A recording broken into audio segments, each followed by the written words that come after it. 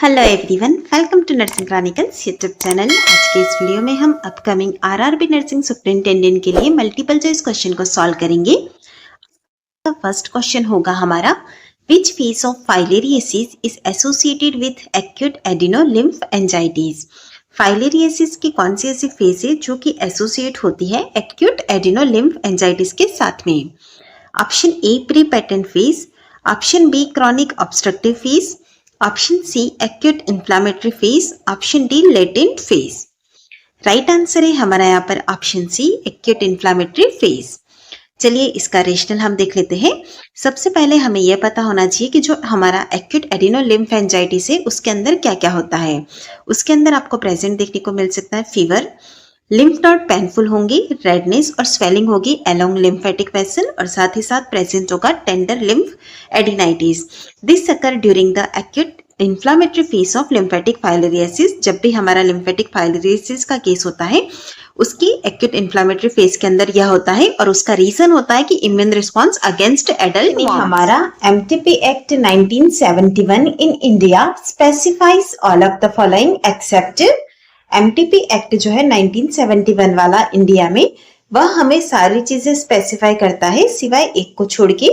Option A persons who should perform abortion, option B conditions for abortion, option C place for conducting abortion, option D techniques of abortion. Right answer है हमारा यहाँ पर option D techniques of abortion. चलिए इसका rational हम देख लेते हैं। एमटीपी का फुल फॉर्म होता है मेडिकल टर्मिनेशन ऑफ प्रेगनेंसी, जिसे कि एमटीपी एक्ट बोलते हैं। जो हमारा एमटीपी एक्ट 1971 वाला है उसके अंदर तीन चीजें स्पेसिफाई हैं। सबसे फर्स्ट है हमारा हु कैन परफॉर्म एबॉर्शन, यानी कि एबॉर्शन किसके द्वारा किया जाएगा। नेक्स्ट है हमारा where abortion can be performed, यानी कि कहाँ पर एबॉर्शन करना है। नेक्स्ट है conditions under which abortion is allowed, कौन कौन सी ऐसी कंडीशन है जहां पर कि एबॉर्शन करना अलाउड है। लेकिन यहाँ पर एमटीपी एक्ट जो है वो स्पेसिफाई नहीं करता कि एग्जैक्ट टेक्निक कौन सी यूज में आएगी। एबॉर्शन के लिए वैक्यूम एस्पिरेशन यूज में लेना या फिर मेडिकल एबॉर्शन करवाना है, तो एग्जैक्ट टेक्निक जो है वो यहाँ पर स्पेसिफाई नहीं किया गया है। क्वेश्चन ही हमारा, after delivery insulin requirement of A diabetic mother will. Delivery के बाद में जो इंसुलिन का रिक्वायरमेंट होता है इन डायबिटिक मदर, उस पर क्या चेंज आता है? Decrease significantly, option B increase significantly, option C no alteration, option D insulin can be withdrawn. Right answer रहेगा हमारा यहाँ पर ऑप्शन ए डिक्रीज सिग्निफिकेंटली। चलिए इसका रेशनल हम देखेंगे।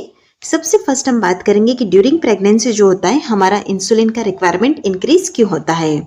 सबसे फर्स्ट आता है हमारा प्लेसेंटल हॉर्मोन की एचपीएल, एस्ट्रोजन, प्रोजेस्टेरॉन, कॉर्टिसोल जो होते हैं उसकी वजह से इंसुलिन को रेजिस्टेंस मिलता है, इसीलिए इंसुलिन का रिक्वायरमेंट स्लाइटली इंक्रीज होता है ड्यूरिंग प्रेगनेंसी।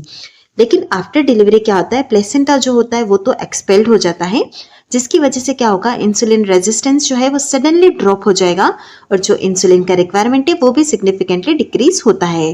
तो इस तरह से आप देख सकते हैं कि ड्यूरिंग प्रेगनेंसी इंसुलिन का रिक्वायरमेंट इंक्रीज क्यों होता है और आफ्टर डिलीवरी या डिक्रीज क्यों होता है। हमारा bronchiectasis most commonly affect which part of the lung.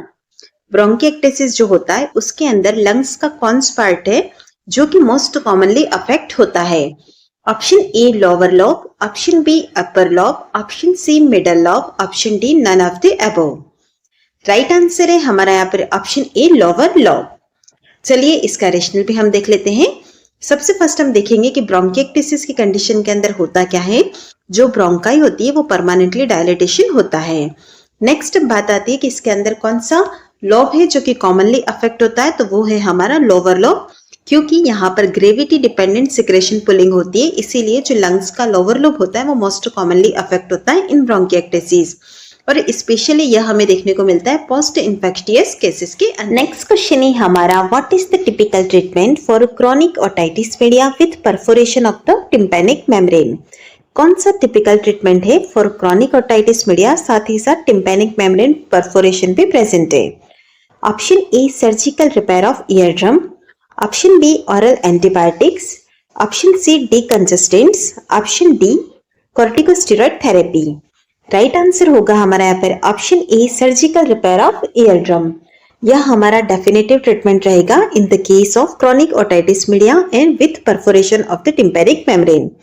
अगर हम बात करते हैं ऑप्शन ए ओरल एंटीबायोटिक्स की, तो इसका रोल होता है एक्यूट इन्फेक्शन के अंदर, ना कि क्रॉनिक परफोरेशन के अंदर।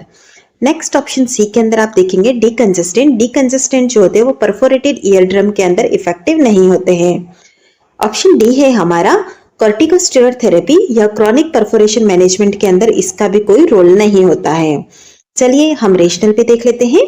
क्रॉनिक ओटाइटिस मीडिया साथ ही साथ टिम्पैनिक मेम्ब्रेन पर, तो इसके ट्रीटमेंट के लिए सबसे बेस्ट रहेगा टिम्पेनोप्लास्टी यानी कि surgical repair of ear drum. अगर हम टिम्पेनोप्लास्टी करते तो इससे हम 3 चीजें प्रिवेंट कर सकते हैं।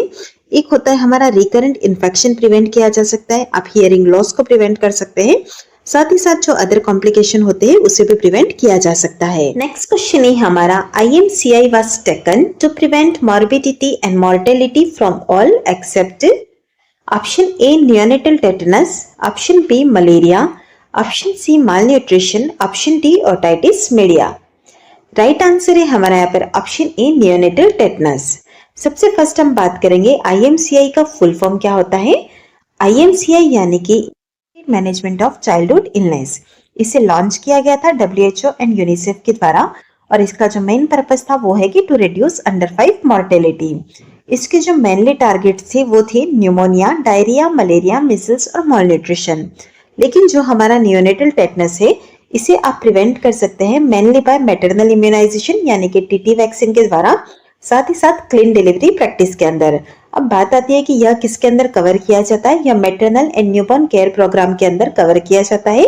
यह जो हमारा IMCI है उसका इलनेस कैटेगरी के अंदर मेन कोर ऑब्जेक्ट नहीं है। नेक्स्ट क्वेश्चन है हमारा which laboratory test should be done for a patient with suspected appendicitis. Suspected appendicitis वाला कोई अगर पेशेंट है तो इसके अंदर लेबोरेटरी टेस्ट कौन सा करना चाहिए। Option A prothrombin time, option B serum potassium level, option C bilirubin level, option D leukocyte count. Right answer है हमारा यहाँ पर ऑप्शन डी ल्यूकोसाइट काउंट। सबसे पहले हम बात करते हैं कि अपेंडिसाइटिस क्या होता है। अपेंडिसाइटिस का मतलब है इन्फ्लामेशन ऑफ द अपेंडिक्स। जब भी अपेंडिक्स होता है तो वहां पर अगर हम बात करें प्रोथ्रोम्बिन टाइम की, तो यह हमारे लिए डायग्नोस्टिक टेस्ट के अंदर नहीं आता है। प्रोथ्रोम्बिन टाइम हम बिफोर सर्जरी करवाते हैं। नेक्स्ट आप देखेंगे option B serum potassium level. Serum potassium level अगर इलेक्ट्रोलाइट इम्बैलेंस की जानकारी हमें चाहिए तो उसके लिए हेल्पफुल रहेगा। नेक्स्ट आप देखेंगे बिलीरुबिन लेवल। बिलीरुबिन लेवल से हम आइडेंटिफाई कर सकते हैं लिवर की प्रॉब्लम को। क्योंकि हमारे पास केस था सस्पेक्टेड अपेंडिसाइटिस का, तो हमारा राइट आंसर ऑप्शन डी यानी कि ल्यूकोसाइट काउंट रहेगा। चलिए इसका रेशनल एक्सेप्ट क्या है वो देख लेते हैं। अपेंडिसाइटिस के अंदर क्या होता है, WBC काउंट जो होती है वो एलिवेटेड हो जाती है यानी कि ल्यूकोसाइटोसिस हो जाता है, और यह हमें यह इंडिकेट कर रहा है इन्फेक्शन और इन्फ्लामेशन प्रेजेंट है। अगर हमारे पास सस्पेक्टेड केस है और वहां पर WBC काउंट एलिवेटेड मिलता है तो आप इंडिकेट करता है कि यहाँ पर इन्फेक्शन और इन्फ्लामेशन प्रेजेंट है, और यही हमारा most important diagnostic laboratory test होता है for the case of appendicitis. Question है हमारा which parameter indicates failure of HFNC therapy. कौन से ऐसे पैरामीटर है जो कि इंडिकेट करते हैं कि HFNC थेरेपी फेलियर हो गई है। HFNC का मतलब होता है हाई फ्लो नेजल कैनुला।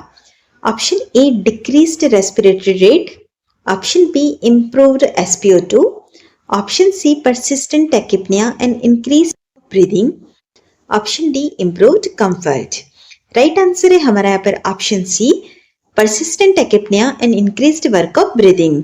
चलिए हम जानते हैं कि HFNC फेलियर है उसके कौन कौन से साइन है।